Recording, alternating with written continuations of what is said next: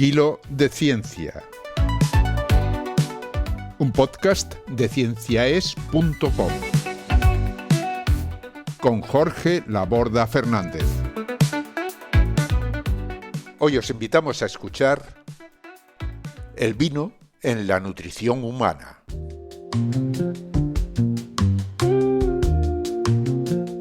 Buena ciencia, amigos y seguidoras de Kilo. Un saludo cordial de Jorge Laborda.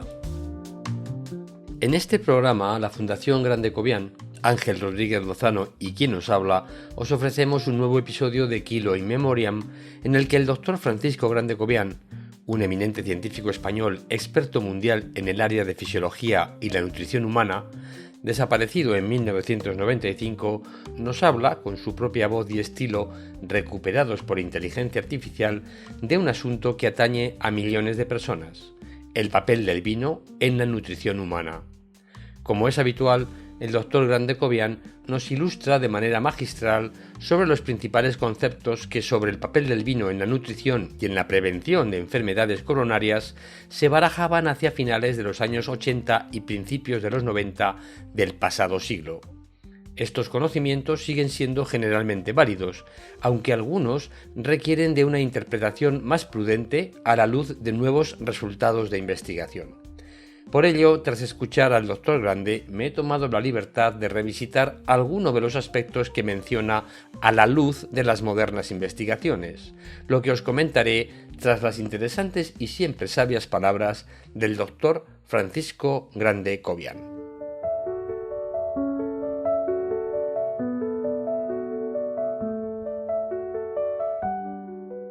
En la conferencia de hoy comenzaré hablando de las bebidas alcohólicas como fuente de energía para el organismo humano. En 1902, Atwater y Benedict demostraron que la energía liberada por la oxidación del etanol puede ser utilizada por nuestro organismo y que puede sustituir en cantidades iguales, en términos de energía, a la liberada por la oxidación de los hidratos de carbono y las grasas. Pero el alcohol como fuente de energía se diferencia de los hidratos de carbono y las grasas por dos razones. 1. El etanol no es utilizado por el músculo, su metabolismo tiene lugar principalmente en el hígado. 2.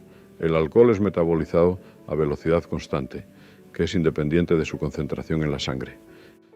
El alcohol se absorbe muy rápidamente en el aparato digestivo, incluyendo el estómago, y por su solubilidad en el agua y en los lípidos, se distribuye rápidamente en toda el agua corporal. Si una persona de 65 kilos ingiere 30 gramos de alcohol, que equivalen a unos 300 mililitros de vino con un contenido de alcohol del 12% en volumen, la concentración de alcohol en la sangre asciende rápidamente a unos 750 miligramos por litro. Esta concentración de alcohol es suficiente para producir alteraciones en la capacidad de juicio y ligeros síntomas de embriaguez. Estos últimos se producen prácticamente en todas las personas cuando la concentración de alcohol en la sangre alcanza los 1.500 miligramos por litro. La absorción es más lenta cuando la bebida alcohólica se ingiere despacio en el curso de una comida. Pero en contra de una creencia muy extendida, la ingestión previa o simultánea de alimento no basta para reducir significativamente la velocidad de absorción del alcohol. Recientes estudios en Nueva Zelanda indican que la ingestión de un cuarto de litro de leche antes de beber 90 mililitros de whisky tiene muy poco efecto sobre la elevación de la concentración alcohólica de la sangre después de la bebida. A continuación vamos a hablar de la oxidación del alcohol en el hígado. La oxidación del alcohol se verifica en dos etapas. En la primera, el etanol se transforma en acetaldehído, que en una segunda etapa es oxidado a ácido acético.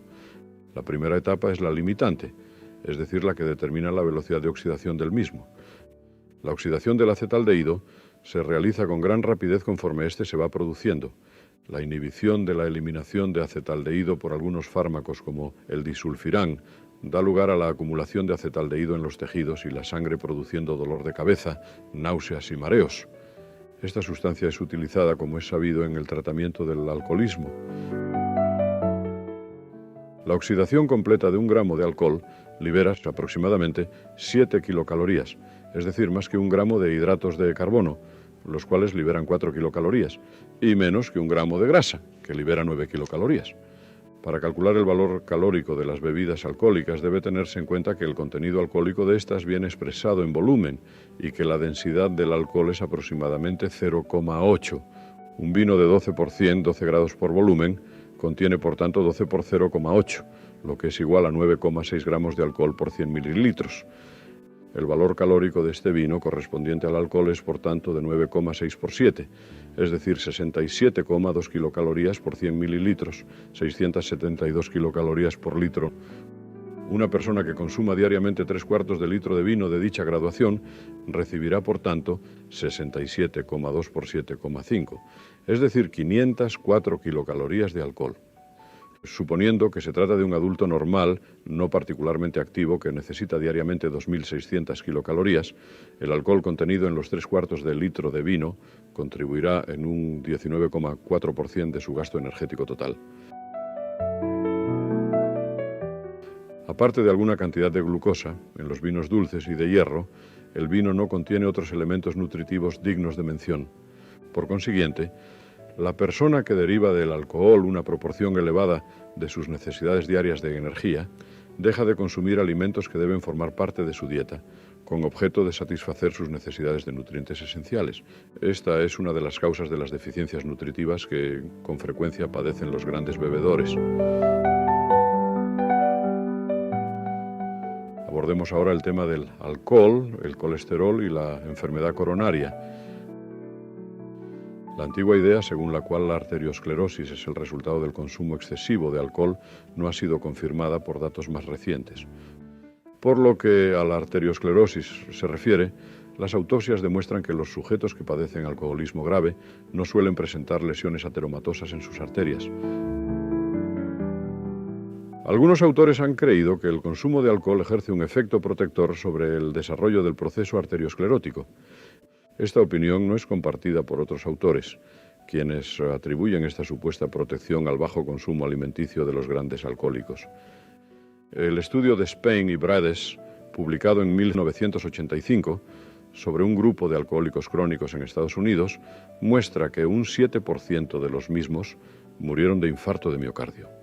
En Japón, Kimura publicó en 1956 sus observaciones sobre que las lesiones arterioscleróticas eran más frecuentes en las autopsias de individuos que bebían y fumaban cigarrillos que en aquellos de la misma edad que no tenían estos dos hábitos. Dada la relación que existe entre los niveles de colesterol y la probabilidad de padecer enfermedad isquémica coronaria, es de interés conocer el efecto del consumo habitual de alcohol sobre los niveles de colesterol. La literatura científica acerca de esta cuestión es escasa y contradictoria. Hablemos ahora de la relación entre mortalidad y consumo habitual de alcohol. Sin entrar de momento en el análisis de las distintas causas de muerte, es de interés recordar que los grandes bebedores padecen mayor mortalidad que los abstemios.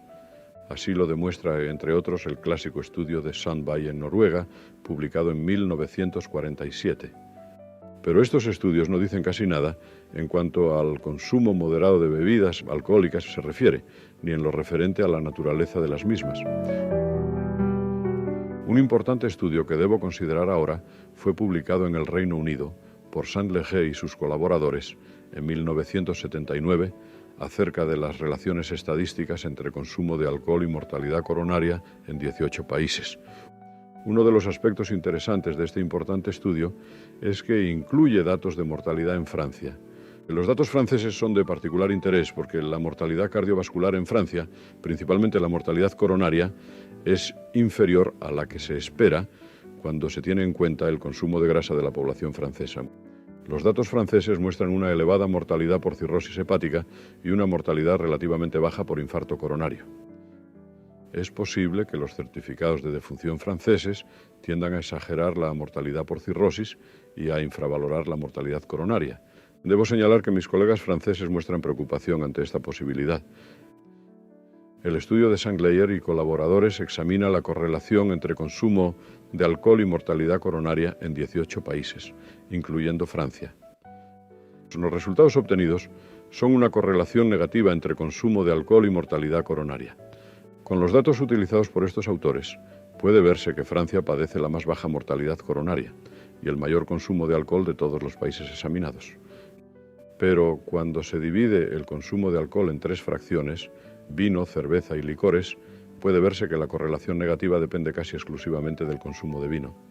Podría pensarse, en consecuencia, que la relación negativa entre consumo de bebidas alcohólicas y mortalidad coronaria depende del consumo de vino, y no del consumo de alcohol per se. Los autores concluyen que sería interesante realizar un estudio encaminado a demostrar si el consumo moderado de vino tiene, en realidad, un efecto protector frente a la mortalidad coronaria, aunque reconocen la dificultad de llevar a cabo dicho estudio. Los investigadores británicos concluyen su trabajo con una nota humorística que creo debo reproducir aquí. Si se encontrara que el vino contiene una sustancia protectora frente a la enfermedad coronaria, consideraremos un sacrilegio tratar de aislar dicha sustancia. La medicación se encontraría en un medio altamente agradable al gusto, como puede confirmar cualquier conocedor. Solo tenemos que lamentar nuestra incapacidad para informar a nuestros amigos de las ventajas relativas de los vinos tintos, blancos o rosados. La cuestión del efecto del consumo moderado de bebidas alcohólicas sobre la mortalidad ha sido objeto de varios estudios, a los que debo referirme ahora. El primero de ellos es el de Marmot y colaboradores, publicado en Inglaterra en 1981. Los resultados de este estudio muestran que la mortalidad ajustada para la edad fue máxima en los grandes bebedores y prácticamente igual a la de los abstemios. La mortalidad fue menor en los 2 grupos de bebedores moderados, con muy poca diferencia entre los que consumían menos de 9 gramos o menos de 34 gramos de etanol por día.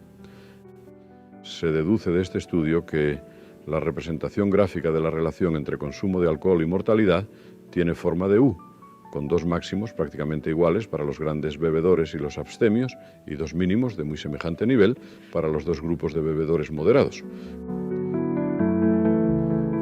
Cuando se analiza la mortalidad teniendo en cuenta las causas de muerte, se observa que la mortalidad cardiovascular es máxima en los abstemios y menor en los bebedores, con poca diferencia entre los bebedores moderados y los grandes bebedores. Es importante señalar que, según estos datos, el aparente efecto protector del alcohol se manifiesta en los grupos de bebedores moderados y que no es mayor en los grandes bebedores para esta causa de muerte. Lo contrario ocurre con las causas de muerte no cardiovasculares. La mortalidad por ellas producida aumenta marcadamente en los grandes bebedores, es baja en los bebedores moderados y no más elevada que en estos en los abstemios. La elevada mortalidad de los abstemios para todas las causas de muerte es sin duda sorprendente. Por ello, los autores se preocupan por explicar este resultado, que podría deberse a la inclusión en este grupo de personas que, por uno u otro motivo, habían dejado de beber al ser incluidos en el estudio. Pero los resultados del estudio no se modificaron cuando se utilizaron solamente los datos correspondientes a los últimos 8 años del mismo. Debo comentar ahora el excelente estudio de Turner y colaboradores del Departamento de Bioestadística de la Universidad Johns Hopkins en Baltimore, publicado en 1981. Este estudio contiene un análisis detallado de una serie de publicaciones aparecidas en la literatura que incluye 72 referencias bibliográficas. La conclusión de este estudio es que el consumo moderado de bebidas alcohólicas puede reducir el riesgo de infarto coronario, mejorar la calidad de vida de las personas de edad avanzada y ayudar a combatir el estrés psicosocial. Las pruebas en favor de esta conclusión se basan en el análisis de los datos de la literatura, que se refiere principalmente a estudios de casos y controles. El título del trabajo refleja claramente la opinión de los autores. El título es El aspecto beneficioso del consumo moderado de alcohol. Este estudio difiere del de Marmot y colaboradores, antes comentado, en los límites de lo que se considera el consumo moderado de alcohol, cuestión de la que luego me ocuparé.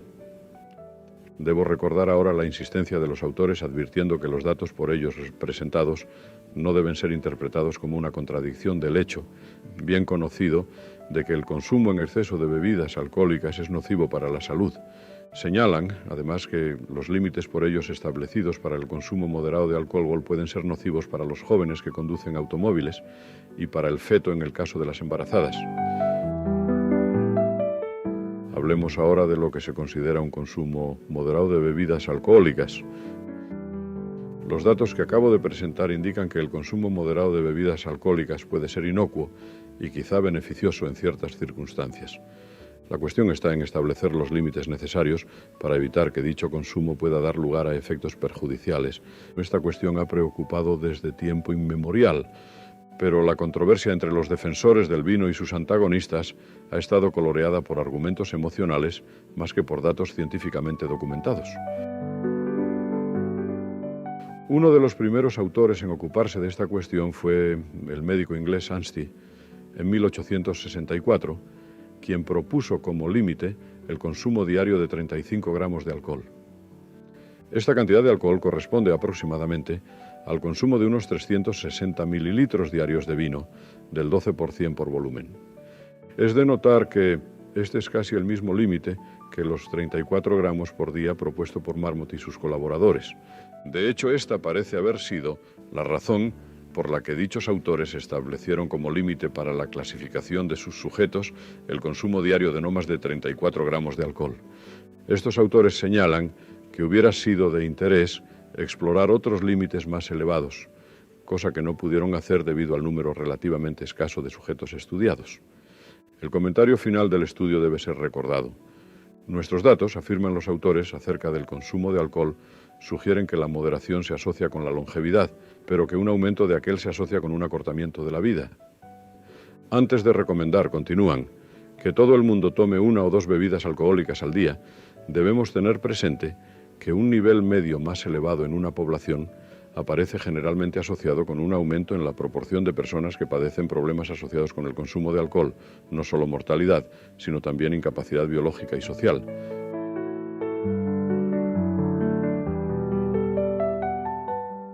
Turner y sus colaboradores son evidentemente más tolerantes que los autores británicos. Proponen un límite máximo absoluto ocasional de 80 gramos de alcohol. Como cifra diaria se inclinan por la de 0,7 gramos de alcohol por kilo de peso.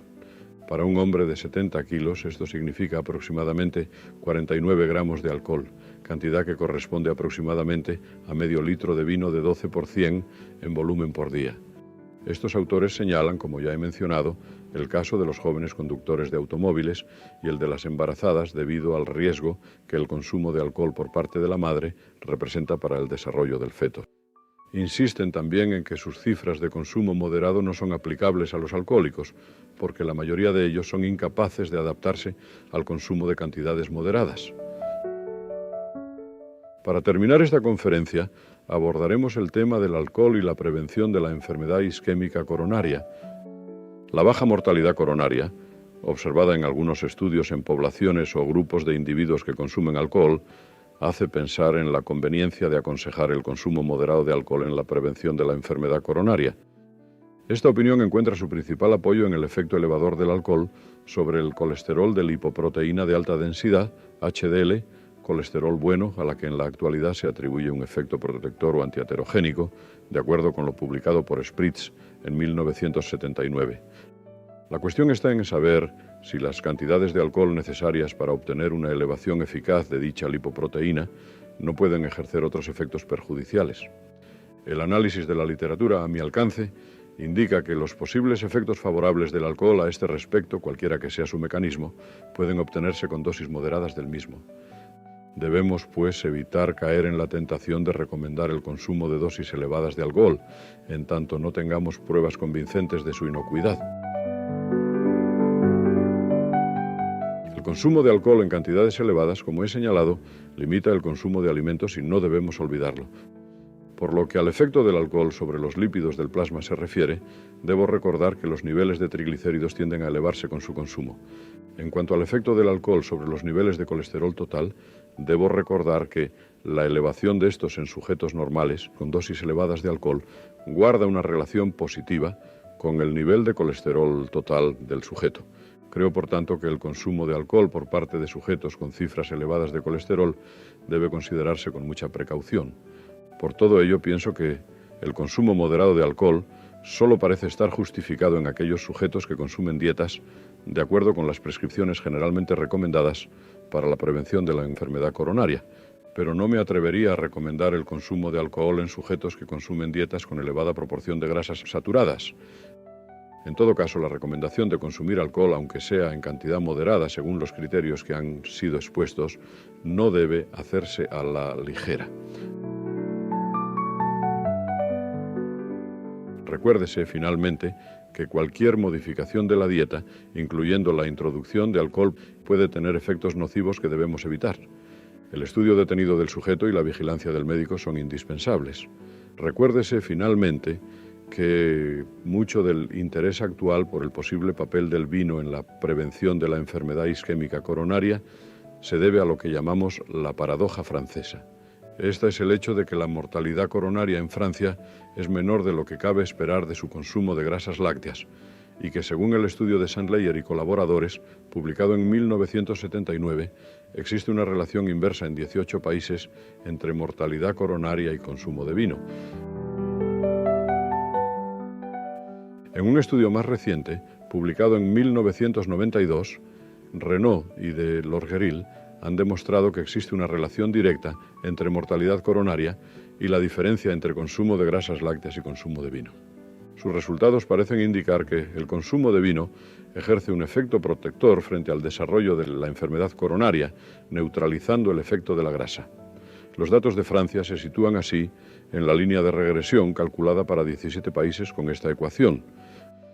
Renaud y de Lorgeril atribuyen este efecto a la reducción de la agregación plaquetaria, pero, de acuerdo con las ideas de Steinberg y colaboradores, publicadas en 1989, es posible que este efecto se deba a la presencia en el vino de sustancias antioxidantes. Y esto es todo cuanto les quería contar hoy. Muchas gracias por su atención. La conferencia del Dr. Grandecobian que acabamos de escuchar nos ilustra sobre lo mucho que ya se sabía acerca de los efectos del vino y del alcohol para finales del pasado siglo. Hay aspectos que hoy siguen estando bien establecidos, como por ejemplo el valor calórico de las bebidas alcohólicas y su efecto sobre la desnutrición y la disminución de la ingesta de alimentos que suministran las vitaminas y nutrientes esenciales que las bebidas alcohólicas no aportan. Este es uno de los principales problemas que para la salud genera la ingesta excesiva de alcohol. Problema que, además, se encuentra hoy avalado por el hecho de que la malnutrición es la principal causa de inmunodeficiencia adquirida a escala mundial, con lo que ésta conlleva para superar cualquier enfermedad infecciosa. No obstante, otros aspectos mencionados en la conferencia suscitan varias interesantes preguntas, algunas de las cuales me he tomado la libertad de formular y de intentar responder aquí. Una de las que me parece más interesante es si la paradoja francesa es cierta o no. ¿Ha sido esta paradoja corroborada por estudios posteriores? En un reciente artículo de revisión de la literatura al respecto, publicado en 2024, los autores concluyen que los estudios realizados hasta entonces parecen indicar que el consumo de alcohol en niveles bajos o moderados podría ejercer beneficios sobre el sistema cardiovascular. Estos potenciales beneficios pueden atribuirse tanto al vino tinto como al alcohol en general. Sin embargo, puesto que la mayoría de los estudios son solo observacionales y no experimentales, es decir, en ellos no se somete a 2 o más grupos de personas a dietas diferentes o a diversos regímenes de ingesta de alcohol para analizar qué sucede, sino simplemente se observan los efectos de las dietas y consumos de alcohol libremente elegidos por los sujetos, las conclusiones no son definitivas. En resumen, la paradoja francesa existió en su día como observación epidemiológica, pero hoy sigue siendo discutible hasta qué punto el consumo de vino explica realmente ese fenómeno, dada la dificultad para separar su efecto de otros factores dietéticos, sociales y metodológicos. Por ello, los autores del mencionado artículo concluyen que no es recomendable el consumo de alcohol como medida preventiva de enfermedades cardiovasculares. Como vemos, esta recomendación no es muy diferente de la que ya hacía el Dr. Grandecobian en su conferencia. Otros autores, mientras recomiendan el consumo de una dieta mediterránea, excluyen de esta por completo el consumo de vino y de alcohol, debido a que estudios recientes indican que cualquier nivel de ingesta de este aumenta el riesgo de cáncer y puede aumentar el riesgo de enfermedades neurodegenerativas. Uno de los factores que pueden difuminar los resultados de los diferentes estudios es qué se considera un nivel bajo o moderado de consumo de alcohol, ya que esta consideración afecta a la clasificación de los sujetos en estudio. En la actualidad, los umbrales considerados como consumo moderado de alcohol se agrupan en distintas guías oficiales en torno a 10 gramos por día, aunque esto depende de los diferentes países y regiones del mundo. Por ejemplo, la Unión Europea recomienda esos 10 gramos diarios, el Reino Unido solo 8 gramos por día, mientras que Canadá y los Estados Unidos aumentan esa cifra hasta los 14 gramos de alcohol puro por día. Para que nos hagamos una mejor idea, un vaso de solo 100 mililitros de vino de una graduación del 12% contiene 9,6 gramos de alcohol, con lo que habríamos alcanzado prácticamente el máximo recomendado en Europa y lo habríamos sobrepasado en el Reino Unido.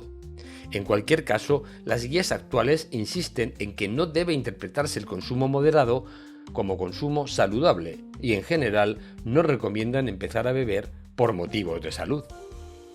Esto es así porque consumo moderado no quiere decir consumo seguro. Y esto tiene que ver con la cuestión mencionada en la conferencia por el Dr. Grandecovian de la mortalidad relacionada con el consumo de alcohol y si es cierto que los abstemios y los alcohólicos sufren mayores niveles de mortalidad que los que consumen alcohol con moderación.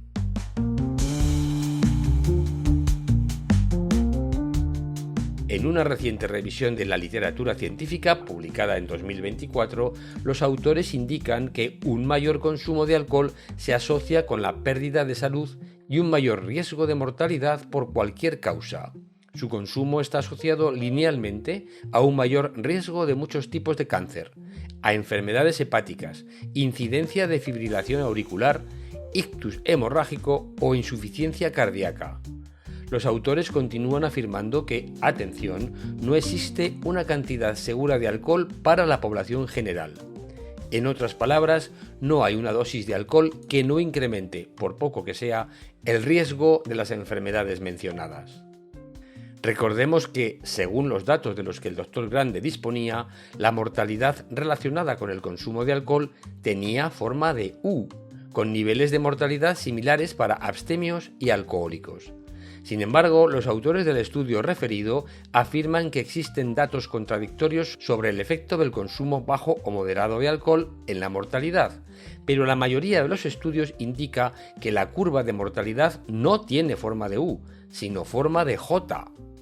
El fondo de la J, donde se situaría el mínimo de mortalidad, se relaciona con el consumo moderado de alcohol, sobre todo en forma de vino tinto, y está relacionado principalmente con una reducción de las complicaciones de la enfermedad coronaria, incluida la muerte cardiovascular.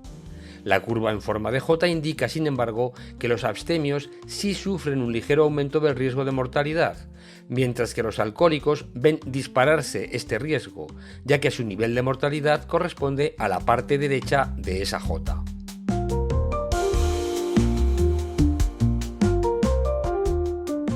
No puedo dejar de mencionar que una de las acertadas intuiciones de Grandecovian fue precisamente desconfiar de una lectura ingenua de la curva en U, que, como ya sugería en su conferencia, podía ser el resultado de sesgos en la toma de datos o en la inclusión de determinados sujetos inadecuadamente seleccionados en los estudios.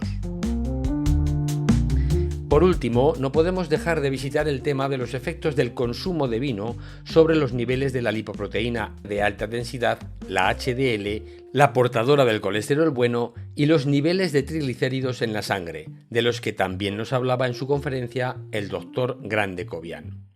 En una reciente revisión de la literatura al respecto, publicada en 2025, que examina 33 estudios, los autores concluyen que el consumo de vino solo parece tener un ligero efecto sobre la reducción de los niveles de la lipoproteína de baja densidad, la LDL, la portadora del colesterol malo, pero no ejerce efectos significativos sobre los niveles de colesterol total, de HDL y de triglicéridos. Los potenciales efectos beneficiosos del vino sobre la salud cardiovascular no parecen explicarse, por lo que hoy sabemos, principalmente por sus efectos sobre estas sustancias. quedaría, tal vez, un último asunto que actualizar, como es la influencia del consumo de alcohol sobre el sistema inmunitario. No voy a hablar de él aquí porque permíteme que te indique que sobre el tema del alcohol y las defensas hablé en otro reciente programa de Kilo de Ciencia titulado Las defensas y la hipótesis del alcohol y el mono tóxico, que si tienes ganas de una mayor dosis de ciencia te invito a escuchar si todavía no lo has hecho. Podrás encontrar el enlace a este programa en la página web de cienciaes.com. Y esto es todo por hoy. Me despido como siempre con mis mejores deseos. Que los buenos alimentos y anticuerpos te acompañen. Buena ciencia. Hasta el próximo programa. Adiós.